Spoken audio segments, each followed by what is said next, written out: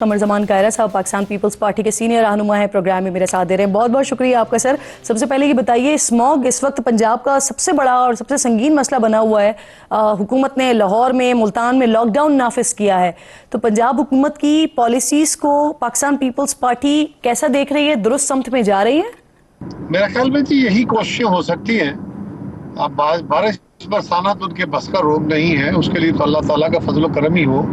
मसनूई बारिश के लिए सुना है कोशिशें की जा रही हैं और हुकूमत पंजाब जितना कोशिश कर सकती है वो कर रही है। और जो एडवाइस करें, जो लोग तनकीद कर रहे हैं वो बेहतर है, तनकीद भी होनी चाहिए, लेकिन तनकीद के साथ ये एडवाइस करें कि फलां काम करने से इस मुसीबत पे काबू पाया जा सकता है, तो वो से बात की जाए कि वो काम करें, बजाय इसके कि हम खाली तनकीद करें। सही। कमर साहब, बिलावल भुट्टो साहब ने भी कल हुकूमत पर बड़ी तनकीद की है, मुआहदे की खिलाफ वर्जी का इल्ज़ाम उन्होंने लगाया है। सर, अभी 8 महीने हुए हैं हुकूमत को और ये दूसरा मौका है कि जब ये दूसरा मौका है सर। होता है कोई प्रेस कॉन्फ्रेंस उन्होंने की हो, उन्होंने अपने उस तरह उनके ऊपर सवाल हो रहे थे, उन सवालात के जवाब में उन्होंने कुछ बातें कही हैं और ये गिले शिकवे हुकूमतों के दरमियान, इत्तेहादों के दरमियान होते रहते हैं। जहां आपका ताल्लुक होता है वहां गिला होता है, जहां आपका इख्तलाफ होता है वहां तो गिले नहीं होते ना।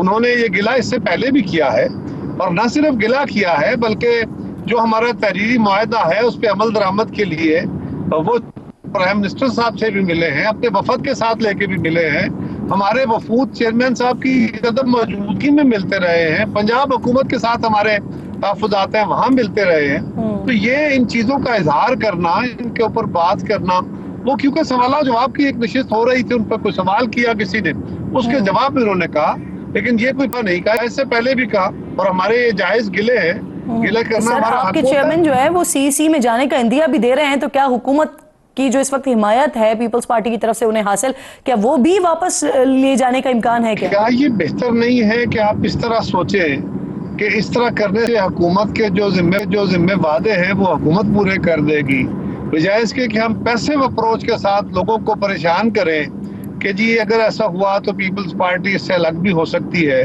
ये मैं कहूँ तो आप अभी इसके फ्लैश करके न्यूज चल जाएगी, कमर जमान कायरा ने कहा कि पीपल्स पार्टी अलग हो सकती है, तो उससे परेशानी बढ़ेगी लोगों की, तो क्या फायदा।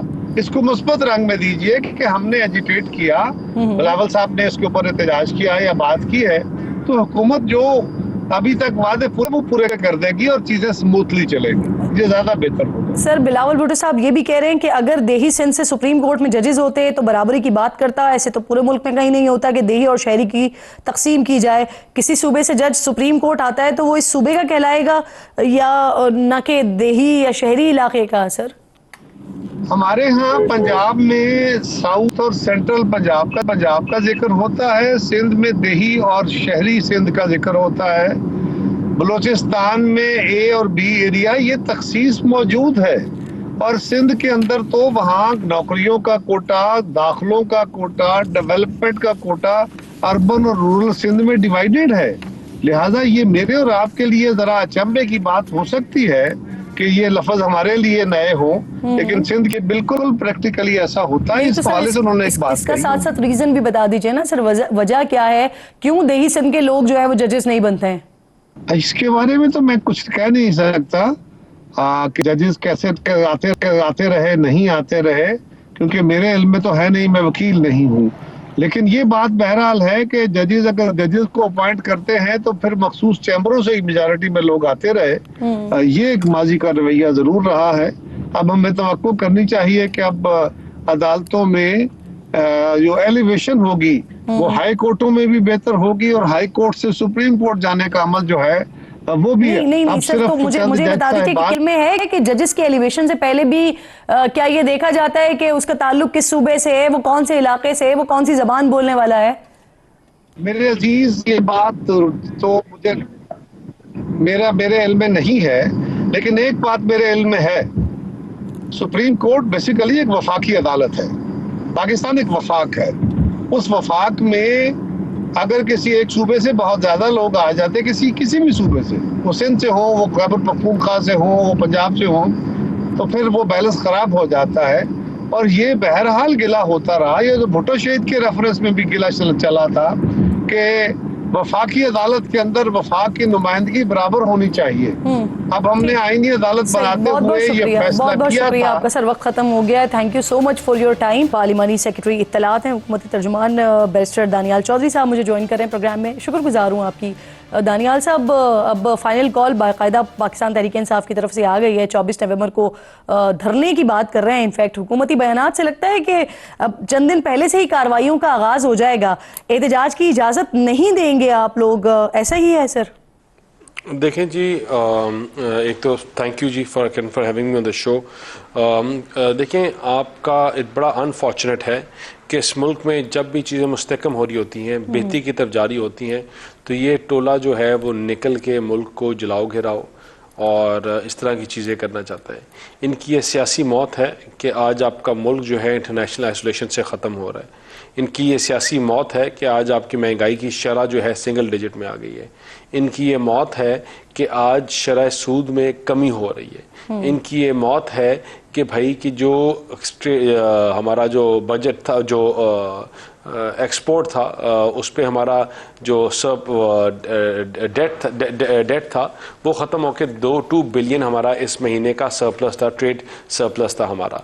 तो इनके लिए तमाम चीज़ें जो हैं जो बेहतरी होती की तरफ जा रही हैं, इनकी ये सियासी मौत है और इनके पास और कोई तरीका नहीं है कि अपने आप को प्रूव करने का या अपने आप को दिखाने का, सवाए कि जलाओ गिराओ, नफ़रत और तफरीक की बात करें और ऐसी हरकतें करें।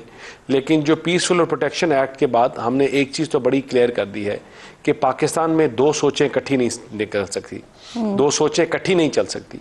वो नफ़रत की, जलाओ गिराओ की, तकसीम की, पाकिस्तान को तोड़ने की सोच और पाकिस्तान को आगे लेके जाने की, प्रोग्रेसिव पाकिस्तान की सोच इकट्ठी नहीं जा सकती। इनमें से एक सोच आगे बढ़ेगी और वो सोच है पाकिस्तान को आगे लेके जाने की और पाकिस्तान को बेहतरी की तरफ लेके जाने की।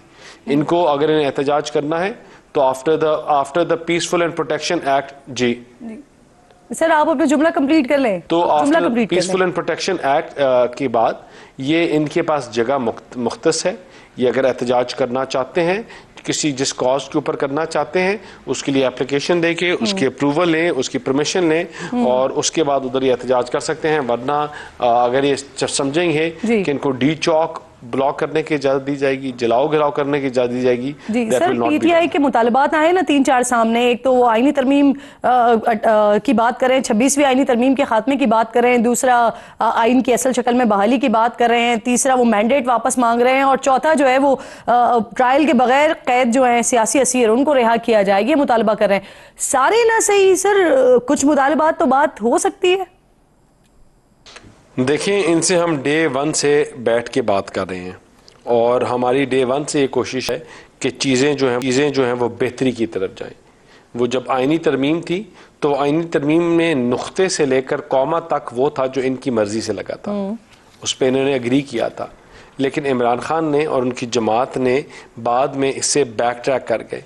वो इसलिए क्योंकि उनको पता है कि पाकिस्तान की जब जमहूरियत मजबूत होगी, चीज़ें बेहतरी की तरफ जाएंगी, चीज़ों में आपको प्रोग्रेस नज़र आ रहा होगा, तो फिर इनकी जो नफ़रत की कहानी है वो नहीं बिकेगी, जो इनकी जलाओ घिराओ की कहानी है वो नहीं बिकेगी, वो पाकिस्तान को आग लगाने की कहानी नहीं बिकेगी। इसीलिए ये मैं ना मानू की रट लगाए हुए ये भाग के चले नहीं सर, तो पीटीआई से क्या बात होगी नहीं है? कोई ऑप्शन बाकी है? बात हो सकती है? देखिए, हमारे लिए तो डे 1 से हमेशा ऑप्शन है और हम हमेशा उस ऑप्शन को एक्सप्लोर भी कर रहे हैं, उसके ऊपर बात भी कर रहे हैं और हम ये भी कह रहे हैं कि उस ऑप्शन से चीज़ों को आगे बेहतरी की तरफ लेके जाएं। लेकिन अनफॉर्चुनेटली इनके मकासद कोई और है। इनके मकासद वही हैं कि एक स्टेटमेंट से आपने अपनी इंटरनेशनल एयरलाइंस को वरान बस बना दिया। इनके मकासद वही हैं कि पाकिस्तान को तोड़ने का नारा लगाया। इनके मकासद वही हैं कि इन्होंने सिविल नाफरमानी और अपनी जो आर्मी, अपनी फ़ौज की इंस्टॉलेशंस, अपनी अफवाज के ऊपर हमले करवाए, अपने शोधाओं का मजाक उड़ाया, अपने शोधाओं को उनके घर वालों को तजलील किया। ये इनके हदफ हैं, ये इनका एक बैक माइंड ऑफ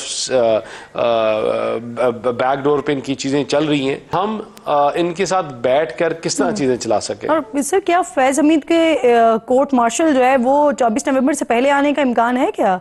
हुकूमत के पास इत्तलात है देखिए इसकी? मैं तो क्योंकि उनका स्पोक्स पर्सन नहीं हूँ और ना मेरे पास कोई खास इत्तलात हैं, वो तो आई थिंक उनका जो अपना प्रोसेस है वो दे विल नो बेटर। चलिए आगे बढ़ते हैं सर। आपके इत्तेहादी है पाकिस्तान पीपल्स पार्टी, उनके चेयरमैन बिलावल भुट्टो जरदारी साहब नून लीग से वादा खिलाफी का शिकवा कर रहे हैं, कह रहे हैं कि आईनी तरमीम के वक्त जो वादे किए थे आप लोगों ने उससे हुकूमत पीछे हट रही है।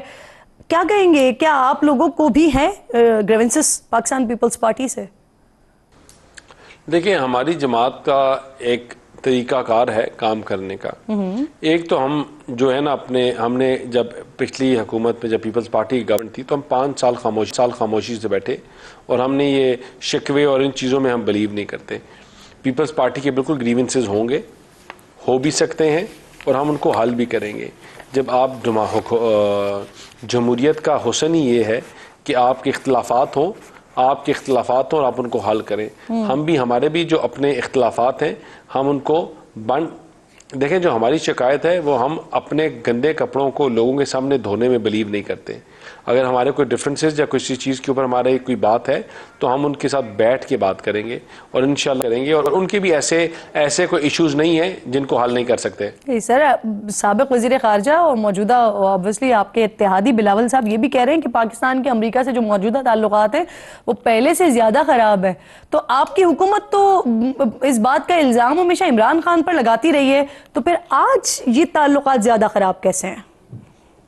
देखिए अमेरिका ने इस रीजन में, क्योंकि मैं एक जियोपॉलिटिकल स्टूडेंट भी हूँ और जो अंडरस्टैंड करता है, अमेरिका ने इस रीजन में अपना एलाई चूज़ कर लिया था और उनका एलाई जो है वो है हिंदुस्तान। पाकिस्तान का एलाई है चाइना और इस रीजन की अपनी पावर्स। अमेरिका का जब अफ़गानिस्तान से विड्रॉ करने के बाद उनका ऑटोमेटिकली इस रीजन में इन्फ्लुएंस भी कम हो गया। पाकिस्तान का और अमेरिका का एक रिलेशनशिप है जो आपको नज़र आता है ट्रेड के ज़ुमरे में, आपको नज़र आता है जब हमारे बच्चे स्टूडेंट्स पढ़ने जाते हैं। और इंशाल्लाह हम पाकिस्तान को जिन मुल्कों के साथ ख़राब था तो हमने आइसोलेशन से निकाल के हल किया, तो हम आगे भी पाकिस्तान को आइसोलेशन में नहीं जाने देंगे। हमारा एक वर्किंग और एक अच्छा रिलेशनशिप है। उसमें अमेरिकन जो उनके एम्बेसडर हैं पाकिस्तान में, उनका बड़ा पॉजिटिव रोल है, अमेरिकन काउंसलेट का पॉजिटिव रोल है और इंशाल्लाह हम चीज़ों को हमेशा बेहतरी की तरफ लेके जाते हैं। वो US-8 के प्रोग्राम्स हों वो और हों, बड़ी अच्छी तरीके से पाकिस्तान में अदा किए जा रहे हैं अपनी ड्यूटीज़ और इंशाल्लाह एक जो रिलेशनशिप है वो बेहतरी की तरफ लेके जाएगा। आप कह रहे हैं आपके एलाए हैं, आपके इत्तेहादी हैं और आपसे जो मुख्तलिफ शिकवे हैं उनमें एक शिकवा ये VPN जो बंद किया जा रहा है, आप लोग बंद कर रहे हैं और वो तहफ़्फ़ुज़ात का इजहार कर रहे हैं, वो नाराज़गी का इजहार कर रहे हैं, वो बाकायदा तौर पर कह रहे हैं कि आप लोगों को पता ही नहीं है, बल्कि उन्होंने तो हुकूमती फैसले को बदकिस्मती और टेक्नोलॉजी के शोबे को नुकसान पहुंचाने के मुतरादिफ करार दिया है। साथ साथ ये भी कह रहे हैं कि इस मामले पर आप लोगों से मुशावरत भी नहीं हुई है कोई उनकी और आपकी VPN बंदिश पर। सर देखें, मैंने जिस तरह पहले कहा कि बिल्कुल उनके साथ कुछ चीज़ों में अगर मुशावरत नहीं हुई तो इंशाल्लाह साथ साथ करेंगे, लेकिन उसके ऊपर ट्रायल फेजेस में चीज़ें चल रही हैं और अगर उन ट्रायल फेजेस में कोई इश्यूज आ रहे हैं तो उनको हल किया जाएगा। लेकिन ऐसी कोई बंदिश और ऐसी कोई चीज़ की कोई पॉलिसी नहीं है। हम सिर्फ जो नॉन स्टेट एक्टर्स पाकिस्तान में कमज़ोर करने की कोशिश कर रहे हैं, इस मुल्क को खोखला करने की कोशिश कर रहे हैं, इसके दुश्मन बैठ के पाकिस्तान के ऊपर हमला कर रहे हैं, 5th जनरेशन वॉरफेयर, हम उसके लिए अपने आप को इक्विप कर रहे हैं, उसके लिए तैयार कर रहे हैं और इंशाल्लाह जो वो तैयारी पूरी होगी तो चीज़ें ठीक हो जाएंगी। हमने कोई सोशल मीडिया में बंदिश या VPN की बंदिश इन चीज़ों में हम बिलीव नहीं करते। हम ये बिलीव करते हैं कि हम अपना इंटरनल सिक्योरिटी को स्ट्रॉन्ग रखें, अपने 5th जनरेशन वॉरफेयर के लिए तैयार हों और पाकिस्तान को मजबूत करें और इंशाल्लाह इन तमाम फायर वॉल्स और इन दीवारों से पाकिस्तान की अंदरूनी जो चीज़ें हैं वो मजबूत होंगी और हम इसको बेहतरी की तरफ लेके जाएंगे और इन मसलों इश्यूज़ को हल करेंगे।